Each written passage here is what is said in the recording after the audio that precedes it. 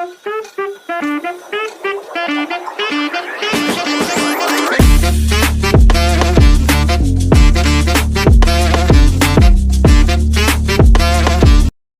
राधे दोस्तों, आज हम नया चैप्टर शुरू करने वाले हैं।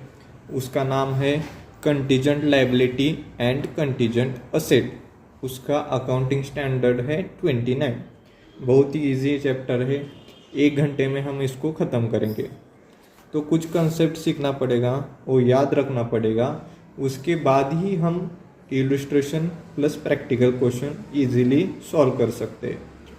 तो पहली कंसेप्ट है प्रोविजन इज रिकॉग्नाइज्ड व्हेन, मतलब हम प्रोविजन कब रिकॉर्ड करेंगे। When there is a present obligation due to past events. Second is there is outflow of resources. Third is amount is calculate reliably. मतलब क्या है, अगर ये 3 कंडीशन सेटिस्फाइड होती है तभी हम प्रोविजन को रिकॉग्नाइज करेंगे। कौन सी? प्रेजेंट ऑब्लिगेशन होना चाहिए ड्यू टू पास्ट इवेंट से, आउटफ्लो ऑफ रिसोर्सेज होना चाहिए, अमाउंट कैलकुलेट रिलायबली होनी चाहिए, तभी हम प्रोविजन रिकॉग्नाइज्ड करेंगे। ठीक है। अब सेकेंड कंसेप्ट है contingent liability is recognised when. अब कंटीजेंट लायबिलिटी कब रिकॉर्ड करेंगे? There is a present obligation arises due to past event. मतलब यहाँ देखिए, फर्स्ट पॉइंट तो सेम ही है दोनों का। अब सेकेंड पॉइंट क्या बोलता है? There is not outflow of resources, resources का आउटफ्लो नहीं होना चाहिए। थर्ड इज अमाउंट इज, एक मिनट देखता हूँ, अमाउंट इज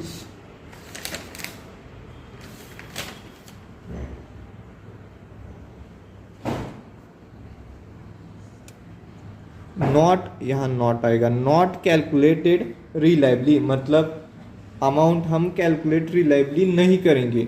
अगर ये 3 कंडीशन सेटिस्फाइड होती है तभी हम क्या कर सकते हैं, कंटीजेंट लायबिलिटी को रिकॉर्ड कर सकते हैं। अब दोनों कंसेप्ट में डिफरेंस क्या है देखिए। प्रोविजन में क्या है? प्रेजेंट ऑब्लिगेशन, ये तो कंटीजेंट लायबिलिटी भी में सेम ही है। अब सेकंड क्या है? There is outflow of resources. अब कंटीजेंट लायबिलिटी में क्या है? सिर्फ नॉट। मतलब क्या है?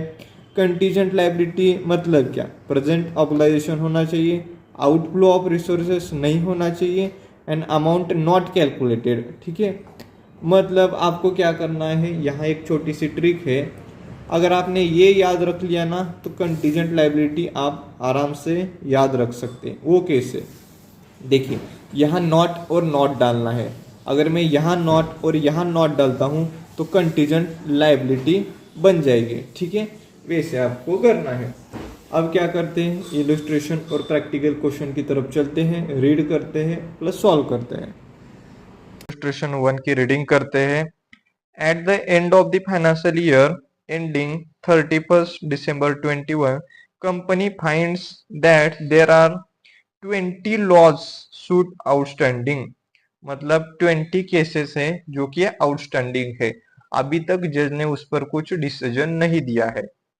which has not been settled till the date of approval of accounts by the board of director. The possible outcome as estimated by board is as follows. ठीक है। अब इन रिस्पेक्ट ऑफ कितने हैं total? Total है 20। ठीक है।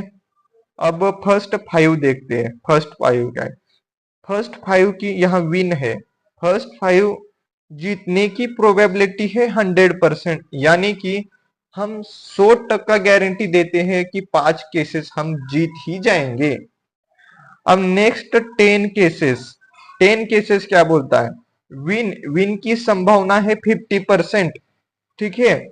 और loose plus lose, यानी कि 40 प्लस 10 50। मतलब यहाँ क्या है, 50% जीत सकते हैं, 50% लूज हो सकता है, मतलब हार सकते हैं। अगर हमने हारा तो हमें कितने का लॉस हो जाएगा? यहाँ देखिए, 1,20,000 प्लस 2 लाख, यानी कि 3,20,000 का हमारा लॉस हो सकता है अगर हमने केस हारा तो। अब रिमेनिंग 5 केसेस, विन की संभावना है 50% और लूज होने की संभावना है 30 प्लस 20 यानी कि 50। मतलब 50% हम गारंटी दे सकते हैं कि जीत सकते हैं, 50% गारंटी ये दे सकते हैं कि हम हार सकते हैं।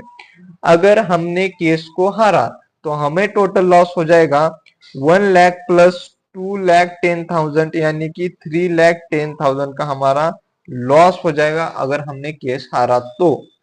ठीक है, outcome of each case is to be taken as a separate entity, ascertain the amount of contingent loss and accounting treatment in respect there of. हमें क्या करना है, कंटीजेंट लायबिलिटी हम रिकॉर्ड कर सकते हैं या नहीं वो हमें निकालना है। अगर कर सकते हैं तो कितना कर सकते हैं वो निकालेंगे। ठीक है, अभी सॉल्व करना स्टार्ट करेंगे। हमने कंटीजेंट लायबिलिटी की तो कॉन्सेप्ट देखा है हमने, अभी कंसेप्ट यूज करेंगे, सॉल्व करेंगे। इलस्ट्रेशन 1 सॉल्व करना स्टार्ट करते हैं। Contingent liability is recognized when there is a present obligation due to past events, there is a no outflow of resources and amount is not calculated reliably. Contingent liability हम तभी record करेंगे अगर ये तीन condition satisfied होती है। तो first point वही आएगा, कंटीजेंट लायबिलिटी कब रिकॉर्ड करते। Second point, so in this case देखिए क्या हुआ है, हमें यहाँ फॉर्मेट बनाना पड़ेगा, case, win, lose, amount of loose.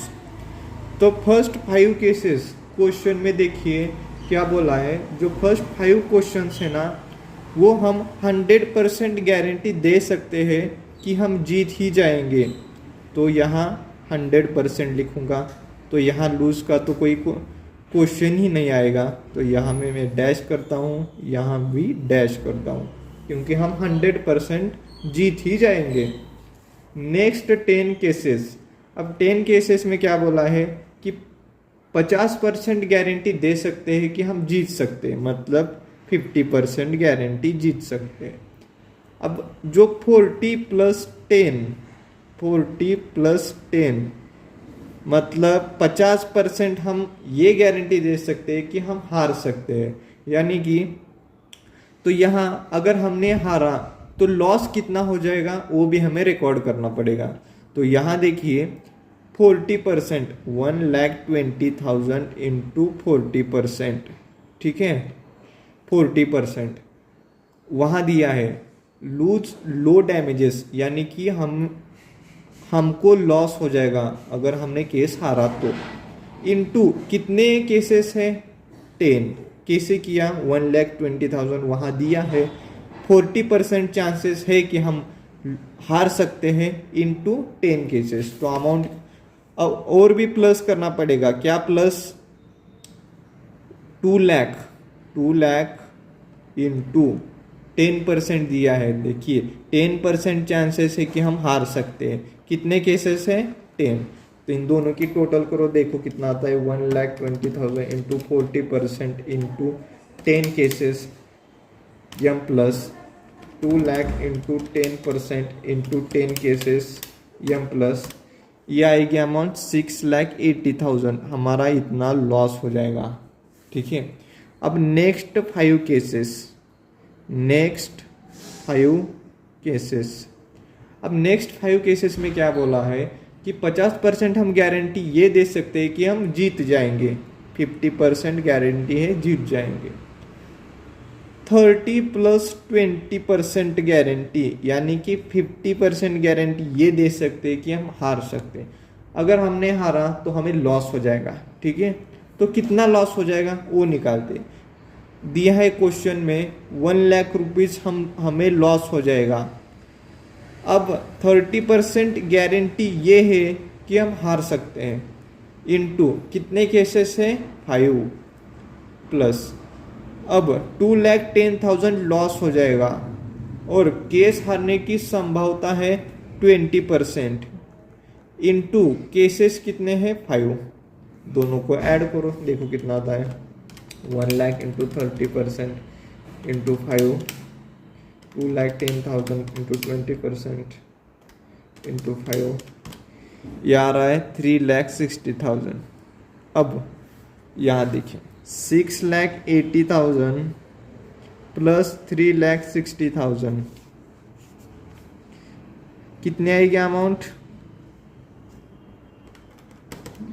ये आएगी 10,40,000 एज अ कंटीजेंट लाइबिलिटी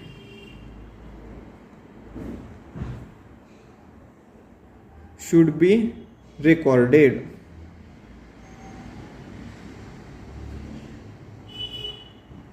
देखिए कंटीजेंट लाइबिलिटी क्यों रिकॉर्ड किया? अब यहां देखिए फर्स्ट पॉइंट है there is a present obligation due to past event. मतलब क्या है? ऑब्लाइजेशन अराइज हुआ है। क्यों? क्योंकि पास्ट में कुछ तो हुआ है, कुछ तो लड़ाई झगड़ा हुआ है, यानी कि कुछ तो हुआ है, इसकी वजह से प्रेजेंट ऑब्लाइजेशन अराइज हुआ है। आउटफ्लो ऑफ रिसोर्सेस है क्या? कुछ हम दे रहे हैं क्या? कुछ इकोनॉमिक रिसोर्सेस है क्या? बिल्कुल नहीं है। कुछ हमने अमाउंट कैलकुलेट किया है क्या इसमें देने के लिए? कुछ भी नहीं किया है। यानी कि कंटीजेंट लायबिलिटी की सारी कंडीशन सेटिस्फाइड हो रही है। इसी कारण हम 10,40,000 यानी कि कंटीजेंट लायबिलिटी रिकॉर्ड करेंगे। इलस्ट्रेशन 2 की रीडिंग करते हैं। EXOX Ltd is in process of finalizing its account for the year ended 31st March 22. The company seeks your advice on the following. Company क्या चाहती है? आपकी एडवाइस चाहती है। Company sales tax assessment for the assessment year 21-22 has been completed on 14 February 24 with the demand of 2.76 crore. The company paid the entire due under protest without prejudice to its right of appeal. मतलब क्या किया का जो income tax वाले हैं उन्होंने ना cell पर टैक्स निकाला 2.76 crore. The company filed its appeal before its appellate authority, wherein grounds of appeal cover tax on addition made in assessment order for sum of 2.10 crore. Company क्या बोल रही है? हमारे हिसाब से तो 2.10 करोड़ आ रहा है, तो आपने जो ऊपर का है यानी कि ये इन दोनों का जो डिफरेंस है, मतलब यहाँ देखिए 2.10 करोड़ प्लस 0.66 तो आएगा 2.76 आएगा। ठीक है, तो कंपनी बोल रही कि आपने ये 0.66 क्यों लगाया? ठीक है, ऐसा है तो आपको क्या करना है? एडवाइस देना है। ये फर्स्ट पॉइंट हो गया। अब सेकंड पॉइंट का क्वेश्चन पढ़ते हैं। Company has entered into wage agreement in May 22 whereby the labor union has expected a revision in wage from June 21. The agreement provided that hike till May 22 will not paid to the employees but settled to them at the time of retirement. मतलब क्या होता है? जो increase veg है ना, जो increase veg है मतलब हर साल जितना भी इंक्रीज होगा वो हम क्या करेंगे? रिटायरमेंट के वक्त हम सेटल करेंगे। ठीक है, मतलब अभी नहीं प्रोवाइड करेंगे पर रिटायरमेंट के वक्त में हम उसे सेटल करेंगे यानी कि पेड करेंगे। The company agrees to deposit the arrears in government's board by सितंबर 22। ठीक है, आपको अब इसका क्या करना है? आंसर निकालना है, एडवाइस देना है। अब आंसर शुरू करते हैं। अब इलस्ट्रेशन 2 सॉल्व करना स्टार्ट करते हैं। तो देखिए फर्स्ट क्वेश्चन का हम आंसर फर्स्ट लिखेंगे। Here only 2 condition are satisfied. मतलब फर्स्ट जो क्वेश्चन है ना उसमें सिर्फ 2 ही कंडीशन सेटिस्फाइड हो रही है। कौन सी? There is a present obligation due to past event, यानी कि सेल हो रहा है जो कि पास्ट में है। And amount is calculate reliably, amount हमने उसको क्या किया है? कैलकुलेट किया है। बट जो थर्ड कंडीशन है ना वो क्या है? आउटफ्लो ऑफ रिसोर्सेज, आउटफ्लो कुछ भी नहीं हो रहा है। तो हम यहाँ ना प्रोविजन रिकॉर्ड नहीं करेंगे, कंटीजेंट लायबिलिटी रिकॉर्ड करेंगे। अगर तीनों भी कंडीशन सेटिस्फाइड हो जाती तब हम प्रोविजन रिकॉर्ड करते। अगर कोई भी एक कंडीशन सेटिस्फाइड नहीं हो रही है तो हम कंटीजेंट लायबिलिटी रिकॉर्ड करेंगे। तो contingent liability rupees 2.10 crore recorded. अब जो सेकेंड क्वेश्चन है उसका आंसर देखते हैं। अब provision is recognised when there is a present obligation due to past event, there is outflow of resources, amount is calculate reliably. मतलब क्या है यहाँ? प्रेजेंट ऑब्लाइजेशन अराइज हो रहा है पास्ट इवेंट से। मतलब हमने क्या बोला था कि हम इंक्रीज करेंगे वेजेस, यानी कि ये क्या हुआ? पास्ट इवेंट हुआ। आउटफ्लो ऑफ रिसोर्सेज, हम वेजेस पेड कर रहे, ये क्या हो गया, आउटफ्लो ऑफ रिसोर्सेज। और जो वेजेस हमें कैलकुलेट किया है रिलायबली, यानी कि यहाँ तीनों भी कंडीशन सेटिस्फाई हो रही है, तो हम प्रोविजन रिकॉर्ड करेंगे कितना। अब यहाँ अमाउंट तो दी नहीं है, बट रिकॉर्ड कहाँ से करेंगे, जनवरी 21 से लेके 31 मार्च 22 तक हम प्रोविजन रिकॉर्ड करेंगे। अब प्रैक्टिकल क्वेश्चन की रीडिंग करेंगे। प्रैक्टिकल क्वेश्चन 6 की रीडिंग करेंगे। सबसे पहले नीचे देखो, क्वेश्चन की एक्चुअल रिक्वायरमेंट क्या है। Should Sun LTD provide for contingency as per accounting standard 29, मतलब हम कंटीजेंट लायबिलिटी या फिर प्रोविजन रिकॉर्ड कर सकते हैं या नहीं, वो बताना है। Should provision be measured as excess of compensation to be paid over the profit, मतलब क्या है, जो हमने प्रोविजन बनाई है और उसका जो कंपेंसेशन है, अगर नेट प्रॉफिट से ज्यादा है तो हम कितना रिकॉर्ड करेंगे। मतलब सीधा सा मतलब है, अगर आपका कंपेंसेशन नेट प्रॉफिट से ज्यादा है तब आप उसे रिकॉर्ड करोगे या फिर नहीं, वो बताना है। Sun LTD has entered into sale contract of ₹5 crore with X LTD. Sun LTD ने क्या किया, कॉन्ट्रैक्ट किया सेल का, कितना, 5 करोड़ का, with X LTD. During 21-22 financial year profit on transaction is 1 crore, profit कितना है, 1 करोड़ है। The delivery of goods to take place during the first month of 22-23 financial year. In case of failure of Sun Ltd, the deliver within the schedule a compensation of ₹1.5 crore. मतलब अगर सन LTD ने time पर delivery नहीं the goods की तो उसे compensation लगेगा 1.5 करोड़, उसे पेड करना पड़ेगा पार्टी को, यानी कि एक्स एलटीडी को। Sun Ltd planned to manufacture the goods during the last month of 21-22 financial year. As on balance sheet date 31st March 22, the goods were not manufactured and it was unlikely that Sun Ltd will be able to meet the contractual obligation. मतलब क्या हुआ कि goods manufacture नहीं हुए time पर और उसे time पर प्रोवाइड नहीं किया गया, तब हमें बताना है कि हम प्रोविजन रिकॉर्ड करेंगे या फिर कंटीजेंट लायबिलिटी रिकॉर्ड करेंगे। तो कंपेंसेशन कितना रिकॉर्ड करेंगे वो हमें बताना है। अब प्रैक्टिकल क्वेश्चन 6 सॉल्व करना स्टार्ट करते हैं। As per the accounting standard 29, provision is recognised when there is present obligation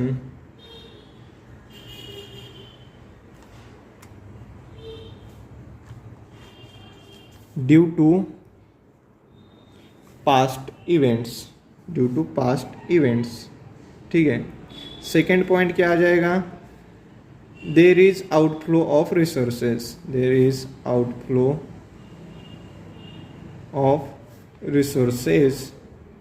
and third is amount is calculated reliably। अब क्वेश्चन में देखिए, क्वेश्चन में क्या बोला है कि हमने सेल कॉन्ट्रैक्ट किया, यानी कि present obligation due to past event, ठीक है।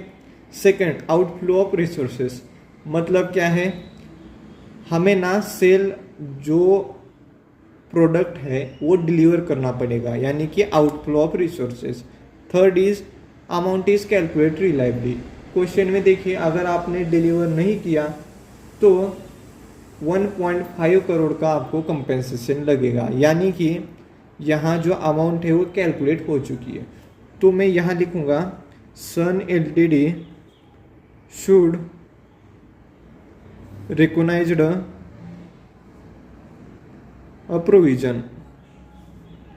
प्रोविजन वो रिकॉर्ड कर सकती है। अब इसमें एक ट्विस्ट है, वो क्या है, देखिए मुझे बताइए डिलीवर कब तक करना है। क्वेश्चन में देखिए डिलीवर करना है, delivery of goods to take place during the first month of 22-23, यानी कि अप्रैल 22 में आपको डिलीवर करना पड़ेगा, यानी कि 22-23 का फर्स्ट मंथ यानी कि अप्रैल में आपको डिलीवर करना पड़ेगा। बट सन एलटीडी ने क्या किया है, सन एलटीडी ने 31 मार्च तक डिलीवर गुड्स मैन्युफैक्चर नहीं किए हैं। यहाँ देखिए, Sun LTD plan to manufacture the goods during the last month of 21-22 financial year.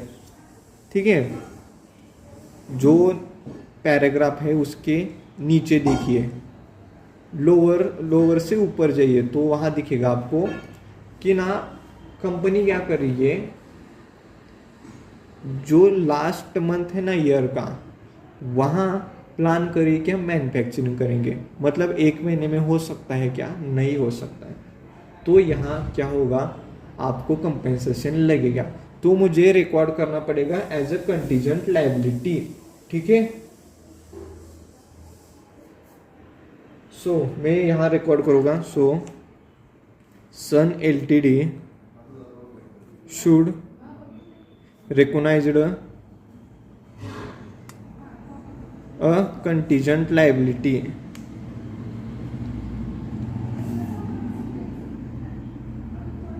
rupees 1.5 crore because there are chances of not delivery of goods to x LTD, मतलब वहाँ chances है कि वो डिलीवरी नहीं कर सकती, यानी कि हमारी यहाँ एक कंडीशन सेटिस्फाइड नहीं होगी, that is there is no outflow of resources. इसकी वजह से हमें कंटीजेंट लायबिलिटी क्रिएट करना पड़ेगा। अब ये तो हुआ फर्स्ट पार्ट का आंसर, यानी कि रोमन 1 का आंसर। अब रोमन 2 का आंसर क्या होगा कि हम कितना कंपेंसेशन रिकॉर्ड कर सकते हैं। तो यहां लिखता हूं मैं, compensation should not be provided more than net profit. Net profit से ज़्यादा हम प्रोवाइड नहीं कर सकते। सो यह नेट प्रॉफिट कितना है, net profit is 1 crore. So compensation is rusticated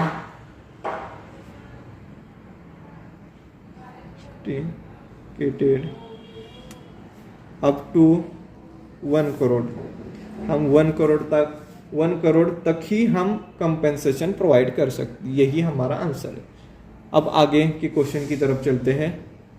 practical question 7 की रीडिंग करते हैं।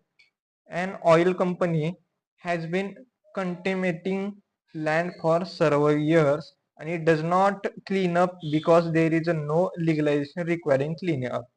मतलब ऑयल कंपनी है, वो क्या कर रही है, अब जब भी कंपनी में ऑयल मैन्युफैक्चरिंग होता है उसका वेस्ट तो निकल ही रहा होगा, तो क्या कर रही है, वो लैंड पर वेस्ट डाल रही है, यानी कि लैंड क्या हो रही है, खराब हो रही है, वहां कचरा हो रहा है। ठीक है, सीधी सी बात है, ऑयल कंपनी वेस्ट लैंड पे ला रही है, लैंड खराब हो रही है, यानी कि वहां कचरा हो रहा है। As at 31st March 21, it is virtually certain that law requiring a cleanup of land already contaminated will be enacted shortly after the year and is provisionally presently necessary। मतलब क्या है, ऐसा लॉ आ रहा है कि आपने जो भी लैंड खराब की है, यानी कि कचरा डाला है, उसे आपको साफ करना पड़ेगा, ऐसा लॉ आ रहा है, यानी कि अभी तक आया नहीं है, आ सकता है। ठीक है, मतलब आपने पहले से ही वो लैंड खराब की है, यानी कि वहां कचरा डाला है, तो वो आपको साफ करना पड़ेगा। ठीक है, अब आपको बताना है कि हाँ हम प्रोविजन बना सकते हैं या फिर नहीं। अब क्या करेंगे, आंसर स्टार्ट करेंगे लिखना। प्रैक्टिकल क्वेश्चन 7, मतलब देखिए जब भी लॉ आएगा तभी आपको वो जमीन पर जो भी कचरा है वो साफ करना पड़ेगा, ठीक है, वैसी बात है तो वही लिखेंगे हम। There is no abolition until the law is passed, मतलब हमें क्या करना है, प्रोविजन नहीं बनाना है तब तक जब तक लॉ पास नहीं होता। लॉ पास हो गया तो हमें क्या करना पड़ेगा, जमीन तो साफ करनी पड़ेगी, तो प्रोविजन रिकॉग्नाइज्ड करना ही पड़ेगा। When law is passed then obligation is created, मतलब जब पास होगा लॉ तब हमें क्या करना पड़ेगा, प्रोविजन रिकॉर्ड करना पड़ेगा। So in this case company short provides a clean up cost in the year when law is passed, मतलब जिस साल लॉ आ गया उस साल क्या करेंगे, वो क्लीन अप करेंगे कॉस्ट और उसका खर्चा उसी ईयर में डालेंगे। इतना ही था आंसर, ठीक है। प्रैक्टिकल क्वेश्चन 8 की रीडिंग करते हैं।